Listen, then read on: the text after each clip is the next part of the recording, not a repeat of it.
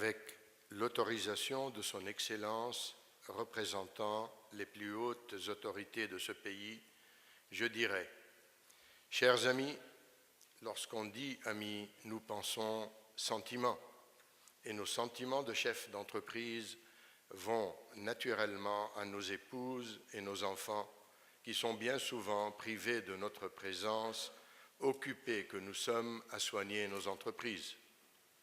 Mais ami se dit en arabe sadiq, qui vient du verbe sadaqa, qui signifie dire la vérité, et sadiq signifie alors quelqu'un qui dit fortement la vérité et la dit avec insistance.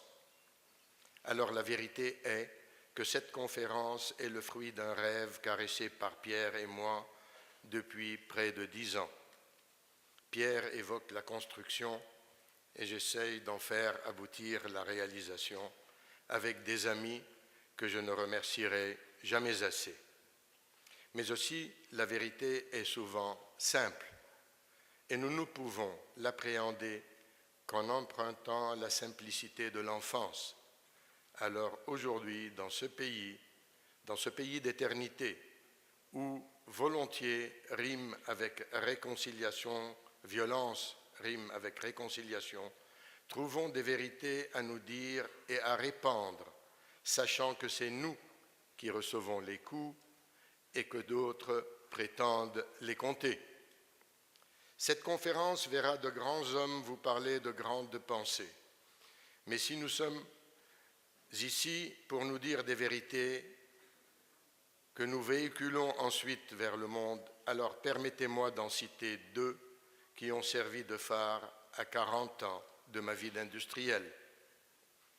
La première est de Louis Pauwels qui écrit à peu près ceci: La trahison a commencé le jour où l'on représenta pour la première fois un ange avec des ailes. C'est avec les mains qu'on monte au ciel. C'est avec les mains qu'on monte au ciel. La seconde est autour de Pierre Teilhard de Chardin. Nulle œuvre n'est purement profane. Tout est sacré. Dieu, dans ce qu'il a de plus vivant et de plus incarné, n'est pas loin de nous, hors de la sphère tangible. Il nous attend à chaque instant dans l'action, dans l'œuvre du moment.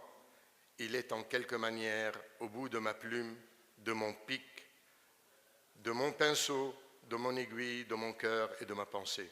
C'est en poussant jusqu'au dernier fini, naturel, le trait, le coup, le point auquel je suis occupé, que je saisirai le but dernier auquel tend mon vouloir profond. C'est à achever que nous servons, même par le travail le plus humble de nos mains. J'espère que nous serons, en ces 2 jours, nous aussi, artisans de l'économie, pousser nos esprits, nos voix et nos plumes jusqu'au bout, afin de dégager des vérités qui détournent notre monde de devenir immonde. Merci.